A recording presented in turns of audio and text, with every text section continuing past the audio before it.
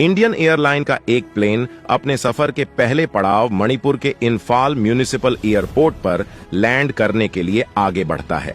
63 यात्रियों से भरा इस प्लेन का क्रू एटीसी से कांटेक्ट करके उन्हें अपनी लोकेशन के बारे में बताता है। जवाब में एटीसी की तरफ से रिप्लाई आता है कि आप अपने प्लेन के एल्टीट्यूड को कम करके 5000 फीट पर ले आइए।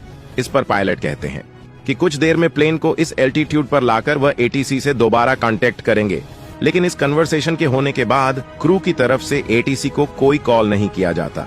एटीसी खुद भी इस फ्लाइट से संपर्क बनाने की कोशिश करते हैं, लेकिन आसमान में इस प्लेन का कोई अता पता नहीं लग पाता कि यह प्लेन आखिर अचानक से गायब कहां हो गया और उन यात्रियों का क्या हुआ जो इसमें सवार थे। यह रहस्यमय कहानी है इंडियन एयरलाइन फ्लाइट 257 की, जिसके पीछे की सच्चाई जानकर आपके रोंगटे खड़े हो जाएंगे। और आज इस वीडियो में हम इसी घटना के बारे में बताने वाले हैं। 16 अगस्त 1991 का वह दिन कोलकाता के नेताजी सुभाष चंद्र बोस इंटरनेशनल एयरपोर्ट पर सुबह के समय एक प्लेन उड़ान भरने के लिए तैयार हो रहा होता है।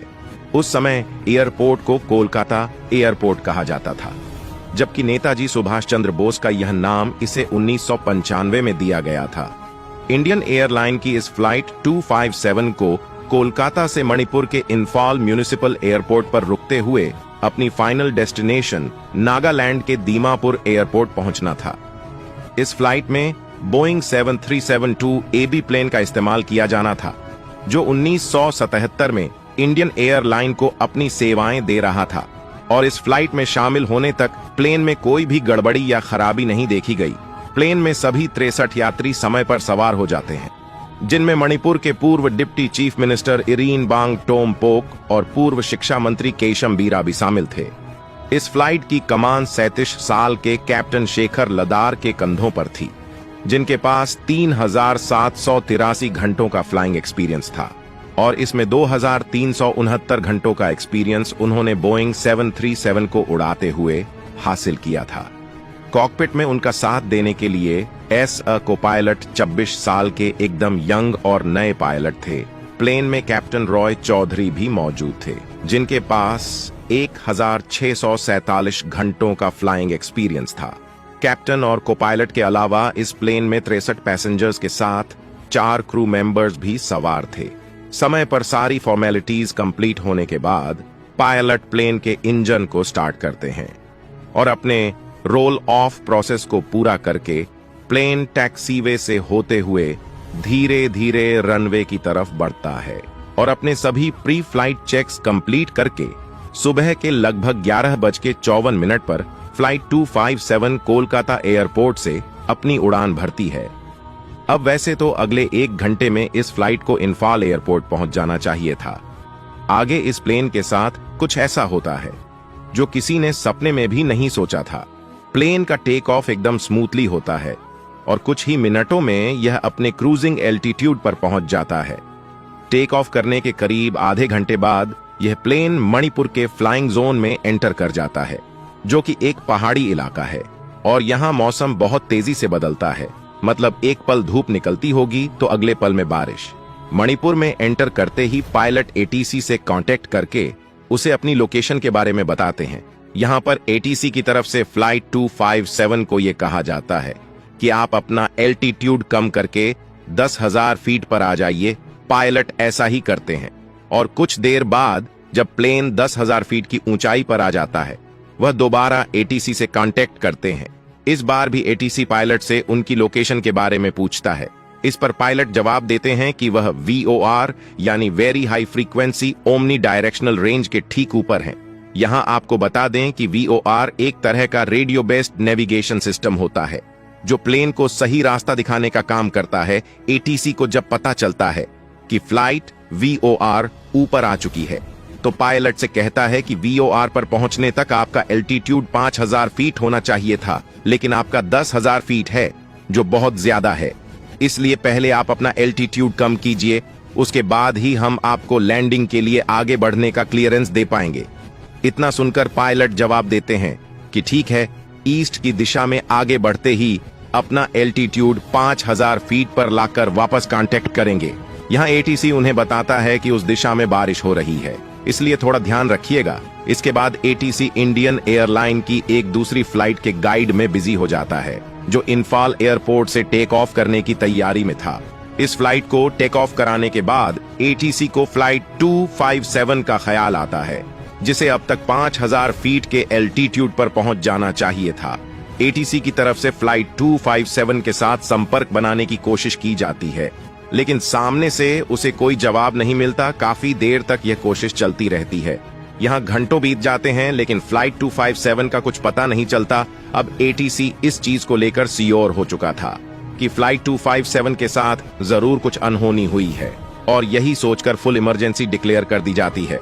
इन फ्लाइट 257 के साथ आखिर हुआ क्या था, और ये प्लेन अचानक से गायब कैसे हो गई? इसे समझने के लिए चलिए हम समय में थोड़ा पीछे चलते हैं।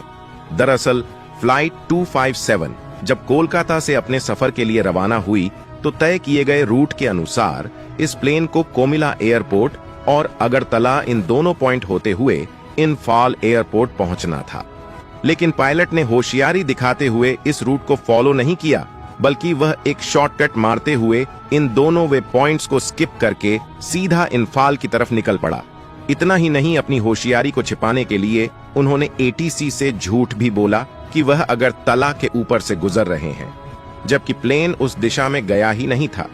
इसी तरह अपने एक झूठ को छिपाने के लिए वह पूरे रास्ते एटीसी से झूठ बोलते और गलतियां करते हुए आगे बढ़ते रहे। इस पायलट ने एटीसी को बताया कि वह वीओआर के ऊपर है, तो असल में उनका प्लेन उससे करीब 30 किलोमीटर पीछे था। अब एटीसी को लगा कि प्लेन एयरपोर्ट के बिल्कुल नजदीक पहुंच गया है और उसका एल्टीट्यूड काफी ज्यादा है, इसलिए उसने गो अराउंड यानी एयरपोर्ट का गोल चक्कर लगाते हुए प्लेन को 5000 फीट के एल्टीट्यूड पर लाने के लिए कहा। मगर क्योंकि प्लेन अभी एयरपोर्ट से काफी दूर था, ऐसे में पायलट ने गो अराउंड के लिए जाने के बजाय ऑफसेट एंट्री से आगे बढ़ना तय किया। बता दें कि ऑफसेट एंट्री एक तरह का होल्डिंग पैटर्न होता है, जिसमें प्लेन स्क्रीन पर दिखाई दे रही शेप में चक्कर लगाकर अपने एल्टीट्यूड को कम करते हुए रनवे की तरफ बढ़ता है। इस तरह अपनी मनमानी करते हुए एयरपोर्ट से 26 किमी दूर से पायलट ने ऑफसेट एंट्री लेना शुरू कर दिया था। और जैसा कि हमने बताया, ऑफसेट पैटर्न में प्लेन को आगे बढ़ाते हुए पायलट ने इसका एल्टीट्यूड कम करना स्टार्ट कर दिया था। हालांकि जिस दिशा में पायलट प्लेन को ले जा रहे थे, वहां घने बादल छाए हुए थे। इसके बावजूद उन्होंने आगे बढ़ना जारी रखा। शायद अपनी गलती की वजह से वह थोड़ा बौखला चुके थे। यहां हम यह भी कह सकते हैं कि अपनी करतूत को छिपाने के लिए उन्होंने 63 मासूम लोगों की जान को जोखिम में डाल दिया। खैर, घने बादलों के बीच अपने एल्टीट्यूड को घटाते हुए आगे बढ़ते रहे, और जैसे प्लेन बादल के बाहर निकला तो उन्हें अपने सामने एक बड़ी पहाड़ी नजर आई। वह पहाड़ी प्लेन के इतना नजदीक थी कि पायलट को हिलने का भी मौका नहीं मिला। कुछ सेकंड के लिए प्लेन का ग्राउंड प्रॉक्सिमिटी अलार्म बजा, और इससे पहले कि पायलट इस घटना को टालने के लिए कुछ कर पाते, प्लेन इस पहाड़ी पर क्रैश हो चुका था। एटीसी को भी इस बात का अंदाजा हो गया था कि शायद फ्लाइट 257 क्रैश हो गई है, लेकिन कहां पर हुई है यह अभी भी बड़ा सवाल था। असल में सभी खोजी दल प्लेन को इसके ओरिजिनल रूट के आसपास की जगहों पर ढूंढ रहे थे, पर यह प्लेन तो उस रूट से गया ही नहीं था, इसलिए इसे ढूंढने में काफी समय लग गया। आखिरकार सर्च टीम इस प्लेन को ढूंढते ढूंढते एक गांव में पहुंची, जहां के लोगों ने बताया कि तंजीन हिल में एक प्लेन क्रैश हुआ है। यह खबर मिलते ही टीम उस पहाड़ी की तरफ निकल पड़ी, जहां कुछ घंटों पहले फ्लाइट 257 का मलबा पड़ा हुआ मिला। आपको बता दें कि इस पहाड़ी की ऊंचाई 7000 फीट के करीब है, लेकिन फ्लाइट 257 6700 किमी की ऊंचाई पर क्रैश हुई थी। इतनी ऊंची पहाड़ी और मूसलाधार बारिश के चलते सर्च टीम को क्रैश साइट तक पहुंचने में देर रात का समय हो गया, और लोकेशन पर पहुंचकर जब मलबे की छानबीन की गई तो पता चला कि इस हादसे में प्लेन के अंदर सवार सभी 67 लोगों ने अपनी जान गंवा दी थी। इन लोगों की डेड बॉडीज पहाड़ी से नीचे लाने में 4 दिन का समय लग गया। खैर, प्लेन का मलबा मिलने के बाद इस हादसे की इन्वेस्टिगेशन शुरू हुई। किसकी तह तक पहुंचना काफी ज्यादा मुश्किल था, क्योंकि इस प्लेन के दोनों ब्लैक बॉक्स नष्ट हो गए थे, जिनमें कोई भी डाटा नहीं मिला पाया। लेकिन कॉकपिट वॉइस रिकॉर्डर और आई डाटा रिकॉर्डर से time, altitude, heading, air speed और वर्टिकल एक्सीलरेशन, इन 5 पैरामीटर्स का डाटा इन्वेस्टिगेशन के हाथ मिला और इसी डाटा से अंदाजा लगाया गया कि यह हादसा कैसे कैसे हुआ होगा। कुल मिलाकर इस हादसे के होने की मुख्य वजह पायलट्स द्वारा उनकी मनमानी करने को माना गया। खैर दोस्तों, आज के लिए बस इतना ही। वीडियो अच्छी लगी हो तो लाइक शेयर जरूर करें।